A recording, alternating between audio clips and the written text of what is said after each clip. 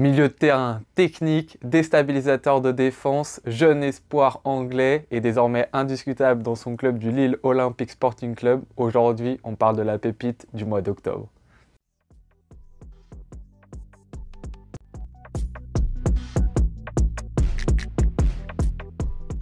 Avant de commencer cette vidéo et de découvrir qui se cache derrière la pépite du mois d'octobre, voilà, un petit appel, n'hésitez pas si vous appréciez la vidéo à mettre un petit like ou à vous abonner. Fin de la surprise, aujourd'hui, la pépite du mois d'octobre est Angel Gomez, le milieu de terrain du LOSC. Avant de commencer sur Angel Gomez et un peu son profil en tant que joueur, déjà qui est-il et quelle est sa formation? Il faut savoir qu'Angel Gomez, il est né le 31 août 2000 à Londres, donc il est anglais et il a fait ses classes et sa formation au sein de Manchester United. Il reste dans les classes jeunes de Manchester United jusqu'en août 2020 où il est recruté par Lille pour 3,6 millions d'euros. Et tout de suite, Lille ne va pas le faire jouer mais va préférer le prêter au Portugal. Au Portugal, il va jouer une saison complète avec le club de Boa Vista pour lequel il va marquer lors de sa première saison 6 buts et délivrer 6 passes décisives. De très bonnes stats qui vont amener le LOSC tout de suite à reprendre son joueur et à en faire un joueur potentiellement très important pour son équipe. Malheureusement, et c'est un peu normal dû à son âge, sa première réelle saison pour Lille, elle n'est pas vraiment complète puisqu'il joue à peu près un tout petit peu plus de 900 minutes de jeu et qui va mettre qu'un seul but et délivrer qu'une seule passe décisive. Mais cette année 2022-2023, c'est l'année de l'éclosion pour Angel Gomez et ça se situe sur plusieurs facteurs et notamment son changement de position. Sa première année au LOSC l'année dernière, il était très souvent positionné milieu gauche et cette année, il est positionné au cœur du jeu. Alors à différents endroits, au tout début de saison, il était très milieu défensif dans le système du LOSC et aujourd'hui, on le voit de plus en plus en tant que numéro 10 juste derrière Jonathan David. Avec sa gauche, Bemba, à droite, Ounas. Et il peut y avoir Cabella qui se met aussi sur ces côtés-là de plus en plus au LOSC. Mais voilà, c'est dans cette poste de numéro 10 derrière l'attaquant qu'on voit de plus en plus Angel Gomez. Maintenant, qu'est-ce qui m'a fait choisir Angel Gomez comme la pépite du mois? Parce que si on regarde seulement les statistiques sur ce mois d'octobre, le joueur, il a qu'une seule assist et une seule passe décisive. Donc qu'est-ce qui fait que ce genre-là, il m'a tapé dans l'œil? Déjà, tout d'abord, c'est son âge, c'est un jeune joueur, ça a longtemps été un espoir du football anglais. Mais là, sur ce mois-là, il a montré ses réelles capacités et ses réelles facultés et ce qu'il peut apporter à cette équipe de Lille qui joue vraiment très bien au foot, qui arrive avec des combinaisons, des systèmes à vraiment produire un football de qualité, donc qui fait des erreurs, qui a par exemple perdu le dernier match contre Lyon alors que c'était pas forcément évident qu'il le perde et sur le match c'est pas forcément mérité qu'il le perde, qui est un peu immature par certains moments et surtout avec des grosses erreurs défensives mais qui est une très belle équipe à voir jouer. Ce qui est assez intéressant de voir c'est que même si c'est ma petite pépite du mois, c'est un joueur qui ne touche pas énormément de ballons dans le système et dans le jeu du LOSC. C'est un joueur qui va toucher moins de ballons qu'un des deux joueurs de côté, donc on l'a dit tout à l'heure, Bemba ou Ounas, et même au niveau des deux milieux de terrain défensifs, parce que Lille joue avec deux milieux de terrain défensifs, c'est souvent André ou l'autre André Gomez. Un des deux va forcément toucher plus de ballons que Angel Gomez, qui lui, finalement, si on regarde bien les statistiques, dans les matchs, il ne touche pas tant de ballons que ça. Donc qu'est-ce qui fait qu'un joueur qui ne touche pas tant de ballons que ça, surtout pour un milieu défensif, fait que c'est un joueur très important? Et bien tout d'abord, il le doit grâce à ses capacités physiques et notamment sa taille qui lui permettent d'avoir des appuis qui sont très bas et qui vont lui permettre d'avoir un jeu qui est très technique et porté sur les dribbles. En fait, la capacité physique qu'il a de par sa taille, ça lui amène à être un élément déstabilisateur face à ses adversaires. Et notamment, on voit sur des statistiques intéressantes, c'est que c'est un joueur qui va être dans la capacité de dribbler, mais qui va ensuite être très bon et avoir de très bonnes statistiques dans ce qui va amener ensuite derrière le dribble. C'est pas quelqu'un qui va faire un dribble et ensuite essayer d'en faire un deuxième, un troisième ou qui va perdre le ballon. Il a de très bonnes stats dans le fait de réaliser un dribble et ensuite d'enchaîner soit avec une passe qui va être bonne derrière, soit avec un but pour Lille. Donc c'est-à-dire qu'il a vraiment une qualité et une justesse dans le fait de bien choisir le moment où il va pouvoir dribbler et accorder de l'importance à ses dribbles.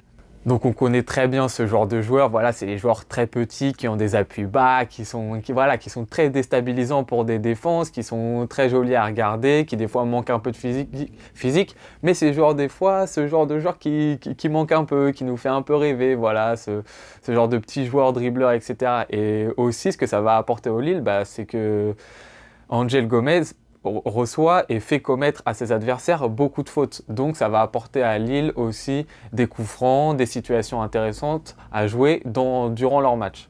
Ensuite, un autre point intéressant à voir avec Angel Gomez, c'est que justement, comme on l'a dit tout à l'heure, ces dribbles ils vont permettre de faire des passes. Et justement sur les passes, on remarque que sur ces statistiques-là, il a des données très intéressantes. Peut-être pas dans la dernière passe et dans l'avant-dernière passe, où là ces stats elles sont encore un peu faibles et on va voir après que c'est un peu ses défauts. On va surtout s'apercevoir qu'il est comparé à des joueurs qui sont importants dans le championnat de France. Donc on peut prendre par exemple Seko Fofana, on peut prendre Youssouf Fofana ou encore Guendouzi qui sont des joueurs qui sont aussi dans ce cœur du jeu là. On voit qu'au niveau des passes clés, il a de très bonnes statistiques. Il a aussi de très bonnes statistiques dans les X build-up et dans les X goal chain. Donc pour faire très très court, en fait, ces deux données-là, elles sont intéressantes dans le sens où c'est pas les données qui sont comme les expected goals ou les expected assists qui sont des éléments où c'est la statistique du joueur qui va influer une donnée particulière. Là, ces deux données-là, c'est vraiment lorsque Lille va avoir ces occasions-là, est-ce que Angel Gomez participe ou non? En fait, ça correspond plus à la participation globale du jeu. Donc certes, ce n'est pas les statistiques qu'il y a en bout de chaîne, mais c'est des statistiques qui montrent qu'Angel Gomez est dans la chaîne s'il va y avoir une occasion pour Lille. Et donc Angel Gomez, en fait, dans ce système de Lille, c'est pas le joueur qui va faire jouer tout le monde, c'est pas le joueur qui va recevoir tous les ballons et qui va ensuite jouer à droite, à gauche, etc. C'est plutôt les joueurs de côté qui vont prendre le jeu à leur compte et les deux milieux défensifs. Et lui, ça va être un joueur de transition. Voilà, il va devoir recevoir le ballon, faire des dribbles par-ci par-là et aussi faire des bonnes passes. Et comme on l'a dit, ces passes elles sont intéressantes et surtout si on regarde les données que je viens de vous donner. Et en plus, ce qui est assez intéressant de voir, c'est qu'il a une très très forte capacité sur des passes très précises qui sont les transversales et les ballons longs. Et ça peut être intéressant pour Lille, même s'ils ne le sont pas tout le temps et que c'est pas forcément qu'une équipe de transition, pas comme sous l'époque Galtier, mais que ça joue beaucoup plus en possession. Mais sur des périodes de transition, on peut le voir réaliser de très très belles transversales et c'est un point qui est très important chez lui et c'est quelque chose qu'il arrive très bien à réaliser. Ensuite, on en vient au point qu'il va devoir améliorer parce que certes, c'est la pépite du mois, mais voilà, c'est un joueur qui n'est pas encore totalement fini et à qui il manque de toutes petites choses pour vraiment devenir un très très très bon joueur et qu'enfin, il passe de espoir à joueur très très important. Et ça va jouer notamment sur sa qualité technique et sa justesse de dribble. Même si on a dit que ses dribbles amenaient souvent à des occasions et à des bonnes passes, le problème c'est qu'il rate trop souvent ses dribbles. Son ratio de dribble par rapport aux joueurs qui ont à peu près le même poste de réussite au dribble, elle est vraiment très basse. Et de la même manière, un peu dans le même genre, on voit aussi que ses touches de balle dans la surface de réparation, elles sont très très faibles. Donc c'est-à-dire qu'on voit que c'est un joueur qui n'est pas forcément décisif. Décisif dans le sens où il n'est pas tout le temps placé là où il pourrait justement créer le danger et il est souvent très très en retrait et malgré sa participation il est quand même un milieu offensif central voire limite placé en 10 donc c'est un joueur qui doit avoir plus de statistiques.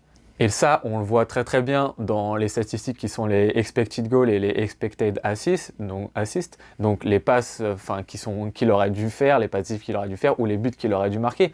On voit qu'en fait, elles sont nulles. C'est-à-dire que Angel Gomez ne sous-performe pas. Donc c'est-à-dire que c'est pas comme si c'était un joueur qui avait beaucoup d'occasions et qu'il les raté. C'est pas comme si c'était un joueur qui avait fait de superbes passes, mais c'est Jonathan Davis qui rate ou ces choses-là.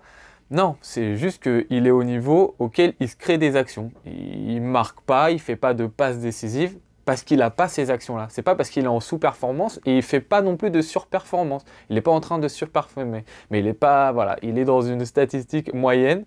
Mais le problème, justement, c'est qu'il faut qu'il se crée ces occasions-là. Il faut qu'il les ait. Il faut qu'il ait des... Plus de tentatives, il en a une belle contre Lyon, il y a un bel arrêt du gardien et lui-même le dit plus tard qu'il aurait dû marquer ce but-là et qu'il doit s'entraîner à être meilleur dans la finition. Mais justement, s'il faut qu'il s'améliore, surtout s'il a cette place très importante juste derrière l'attaquant, entre guillemets, il faut qu'il soit plus présent dans les statistiques ou au moins dans les tentatives de réussite. C'est-à-dire que là, il n'y a même pas de... voilà, il marque pas, il n'a pas vraiment de stats, c'est parce qu'il n'a pas de chance ou quoi que ce soit, ou qu'en face ça marque pas quand on lui donne de ma ballon. C'est juste qu'il les a pas et il les crée pas. Il est dans la chaîne, mais il est loin d'être le dernier passeur, l'avant-dernier passeur, et encore moins près d'être le finisseur. Donc voilà, c'était une petite présentation succincte d'André Gomez, qui selon moi est la pépite du mois. Donc pour rappel, voilà, j'ai hésité avec différents joueurs. Il y aurait pu y avoir Gouiri, il y aurait pu y avoir Davids qui joue aussi à Lille, etc. Mais l'objectif, c'est un peu de présenter des joueurs qu'on connaît un peu moins, qui sont un peu moins vus du grand public, on va dire. Des joueurs qui ont à peu près moins de 25 ans, voilà, parce qu'il y a aussi des joueurs qui ont réalisé un super mois qui sont pas très connus, mais ils ont plus de 25 ans, du coup ça a moins d'intérêt dans le style et dans le fait de dire la pépite.